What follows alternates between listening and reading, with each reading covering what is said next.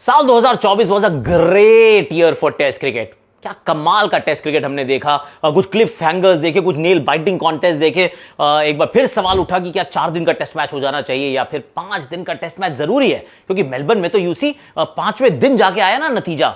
But then there is also a fantasy की exercise जो हम सब करते हैं, वो है क्या कि test team of the year बनाते हैं। अब उस test team of the year में किसको जगह मिली है, किसको नहीं मिली है, कितने भारतीय हैं, कितने ऑस्ट्रेलियन हैं, साउथ अफ्रीकन नहीं, क्या है। Okay, let's get into it. Let's make test team of the year 2024। शुरू करें।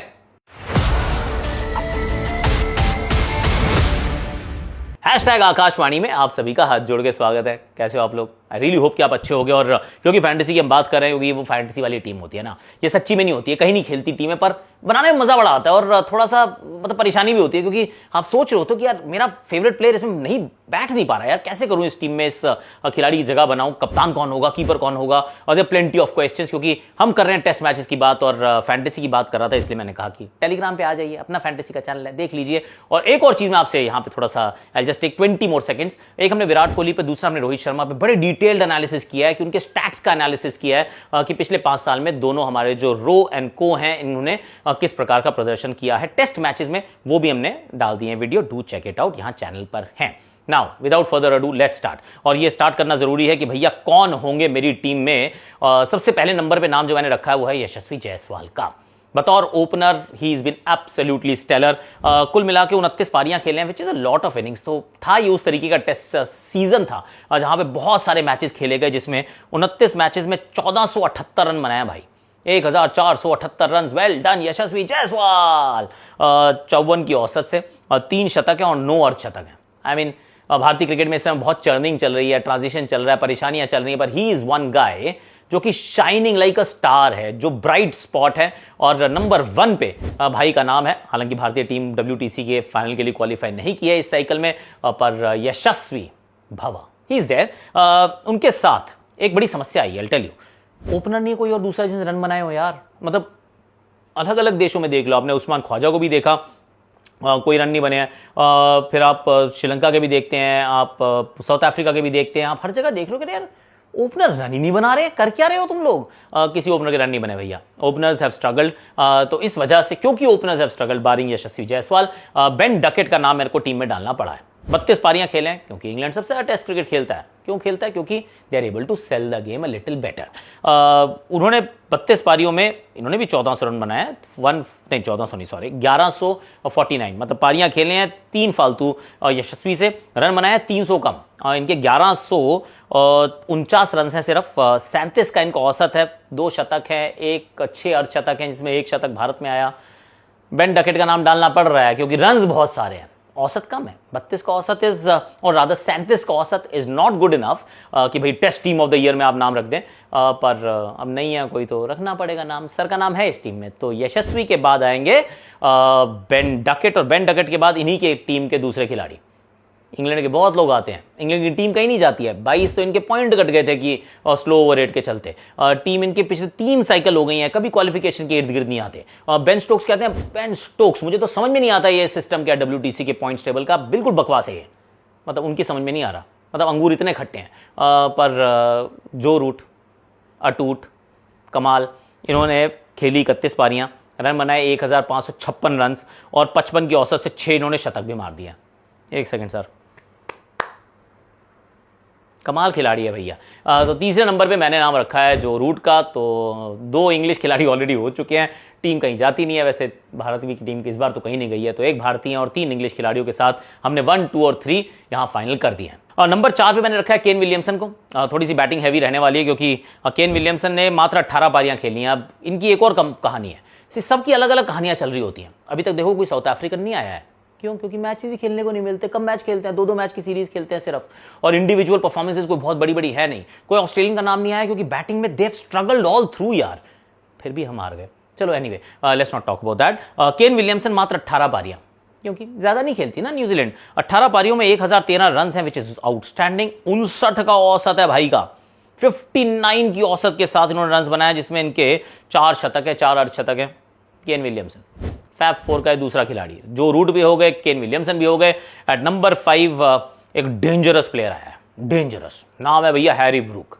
Harry Brook has played like Harry Potter. बहुत अच्छा खेले हैं इस साल, इसमें कोई डाउट नहीं है। जिसमें 4 शतक बनाया, 3 अर्धशतक है, 20 पारियों में 1100 रन हैं और औसत इनका भी 55 का है। ही इज़ बिन गुड यार, very very good. Harry Brook का नाम रखना पड़ेगा। और एक तो इनका शायद 13 शतक भी है, इन्होंने बहुत मारा था, न्यूजीलैंड को तोड़ना शुरू किया था और तोड़ते गए। भारत नहीं आए थे, भारत के दौरे से चले गए थे, he was not a part of that tour. इनको देखा जा रहा है actually, Harry Brook has been now seen as the guy for the future.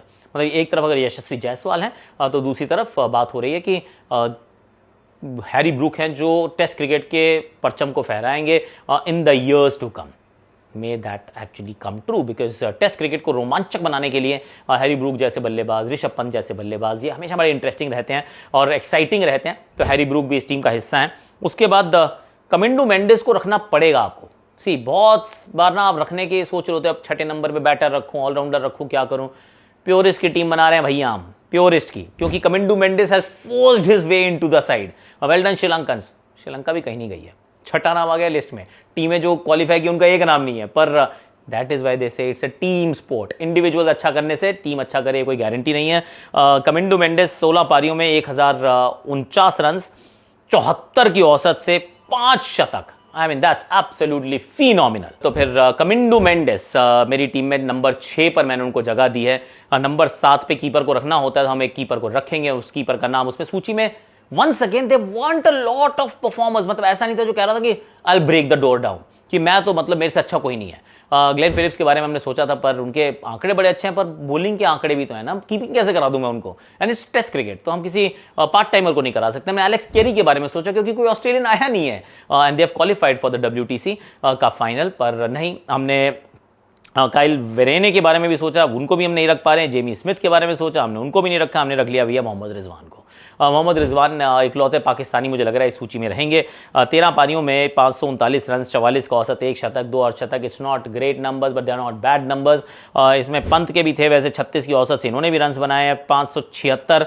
पर Mohammad Rizwan is in my team for the test team of 2024। तो मोहम्मद रिजवान का नाम भी इस सूची में हमने डाल दिया है। अभी तक क्या लग रही है टीम?